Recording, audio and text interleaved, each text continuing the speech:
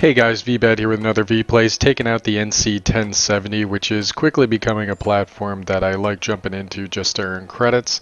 It's a lot of fun to fly and fairly straightforward. Ground attackers, once you're used to it, you pretty much know what to expect, although even though you may think you know what to expect, sometimes things sneak up on you. So this battle turned out to be a really good one, and I wanted to share it with y'all.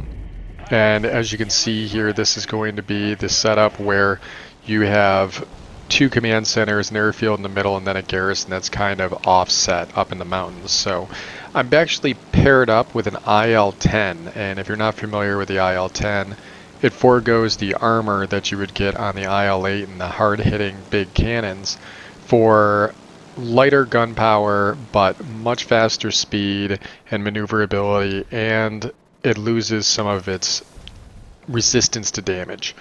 First thing I'm doing when I come into this zone, I'm taking out the low altitude artillery, mostly because it's light. All the sites around it are light, so I can actually get some capture points immediately off of that.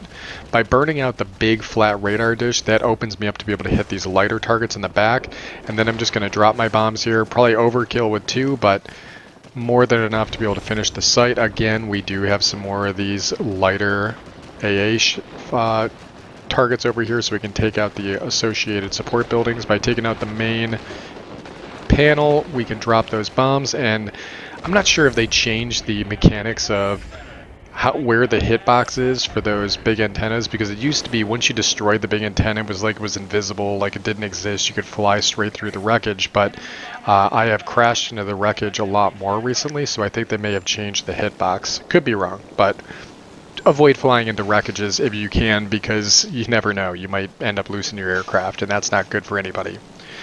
So the IL-10 actually pinged the garrison and then the airfield. That insinuates to me he wants to go to the garrison, then the airfield. So I hit the affirmative, and let's go ahead and head in here. I'm only taking out that altitude artillery piece just because I want to give maybe my aircraft at altitude a little bit more cover. Since it's a garrison, these are going to be the hardest sites that you can come across.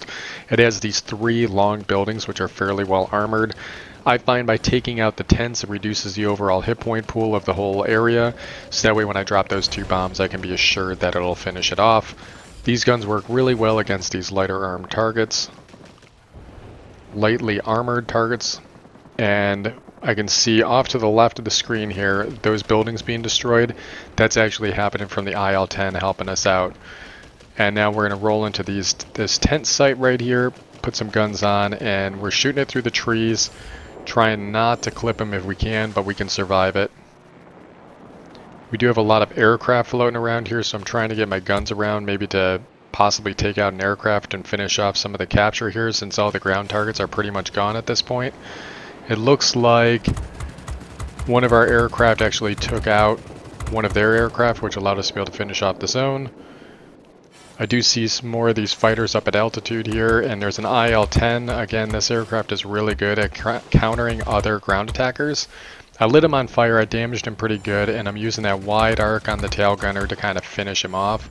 I didn't actually kill him, but I did get quite a bit of the damage, so that helped us out. The airfield is nothing but light targets except for some of the artillery pieces, so we can come in here and do some effective damage even with just the 2 bombs, so I'm not going to drop them or start the reload yet. Again, here's an AA site with 3 lightly armored buildings in the back, which is really easy for us to take out. Might as well finish it off so we can get some capture points, and then these clusters of buildings. There's only 4 in each one, and they're lightly armored, so very easy for an aircraft like this to be able to rip them up. Here we go. Just going to keep following the airfield around. There's some more AA guns here. We definitely don't want those shooting at us. It'll wreck our aircraft, and at the very least it'll really hurt the IL-10 we're working with, since again he is very thin-skinned. He didn't manage to finish that area off or this other area, but that's fine. That's what's nice about working in tandem with people, is you can kind of help one another out. Our team managed to finish flipping the zone. I think it was David that just did that by killing another aircraft, so we're gonna head over to their command center and see what we can do to help out there. We didn't even need to drop the ordnance we had on board. In hindsight, knowing that we never needed to drop them, it might have been worthwhile to have hit that reload. But we're just going to head over to the command center and see what we can do regardless. I see we're losing our command center, so I'm a little bit wary of that because obviously that's a very important site. So I don't think there's much we can do. Their bomber flight is relatively unhindered as it's making its way to that zone. So even if I die here, that's actually beneficial because then it'll respawn closer to that command center. So in the meantime, I'm going to do what damage I can here, and knowing I'm on low hit points, I'm most likely going to get knocked out here. So I'm still going to do my best to do more damage in the capture than they would get back from killing me, if that makes sense. I want to make sure that the trade is worthwhile. I don't want to come in here and just die and cost us a bunch of capture, but if I can get us a little bit further ahead, that's better. There's a couple of buildings still here, but you can see it's very low health, so they've already been damaged, possibly by ordnance. And we're able to shoot over the wreckage there in order to get those on. I'm doing that stall turn I've showed people before where you kind of kick the nose over, getting guns on these light targets over at this dish. And I'm just going to drop both bombs here, try and help the team out. Fortunately, that did not finish the site off. We ended up getting taken out, but I think our ally managed to finish a building because we didn't hurt the capture that much, and we just successfully captured the enemy facilities. So like I said before, we can respawn right near the command center. I'm trying to hit F5, but I'm dead. He can't hear me. Yes, I agree. We're going for that command center. Not like I have much of a choice in a ground attacker. I can't really defend anything, really. So there's my... should be hitting my F5 in a second. Yep, let's do it. 38 seconds. Hammering down the boost, making our way over here. We have not seen the enemy players. There's a DO 335 and is it a B32? Yeah, there's a B32 as well on the other team. And I think that they're just operating at altitude and one's defending the other while the bomber does his bombing runs. Since I don't have bombs up on this aircraft, I'm going to focus on taking out AA sites for the most part. If I can take out some of these AA sites, it might be able to help my team out a little bit. Like I said, light targets, way easier to knock out. Put a little bit of damage into these targets, that way maybe one of my allies can finish it off.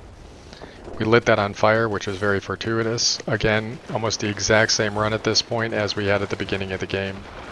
The tail gunner is firing away because there's a few aircraft behind me. Trying to get this nose down and get these targets. It's not cooperating that much. It's hard to pull the nose down sometimes on this aircraft when you got to do a real steep drop. But we managed to take out that site. Doing it up and over. There's only one building left over here on the main dish. That'll give us quite a bit of the capture if we can knock it out. There we go. Just a little bit of a slice left. Taking out one of the defense guns, which we've already damaged over here, might help us out, but looks like we managed to capture it regardless. We just got grade 1 on the aircraft and Hero of the Sky as well as Flying Vanguard badge. So now we're going to head over to the garrison. Having both of these command centers sets us up for success because now we got 2 bomber flights coming in to kind of go after their sites, which puts a little bit of pressure on the enemy at this stage in the game. And we have killed a majority of their aircraft, apparently. You can see Death Nail and the DO 335 was killed by an air defense aircraft, so they've lost their player-controlled heavy. Nearly the identical run that we did the first time. It worked so well, why change it? Except I'm going to drop a bomb here just for good measure, because we don't need that many bombs on this facility. We only really need 4 for these big sites, 2 each. And then the rest are primarily 10 facilities, unless we wanted to take out some of the AA sites. We just got Thunderer there, and Flying Exterminator badge. Managed to get the site. We locked in Winged Legend, so we're already over 14,000 personal points. And as we're heading out of the area, we're hopping on that tail gunner, trying to get a little bit of damage on that P-51 if we could. It'd be nice to eliminate a threat aircraft, but game ended. Let's go ahead and get to the hangar and check the end results and see how we did for credit income and how we did compare to the rest of the team. Alright, so as you can see, we had a pretty decent result here. Got grade 1 in our aircraft. Got about 261,000 credits on that, with 10,000 personal points for our ×3.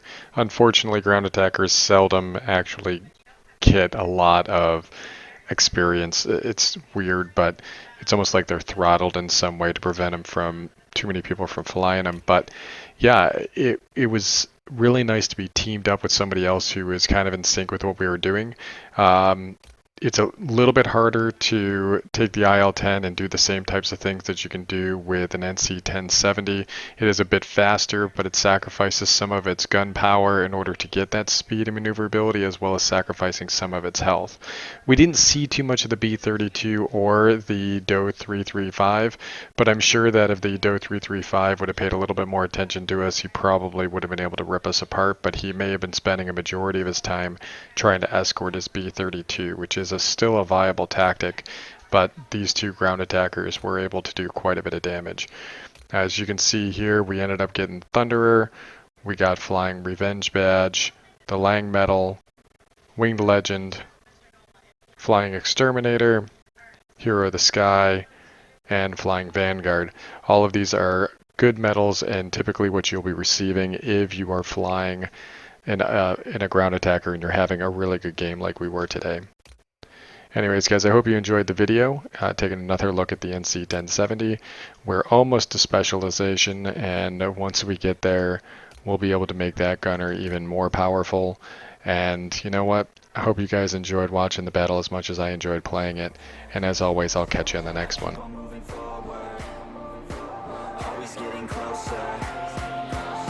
Till it's over.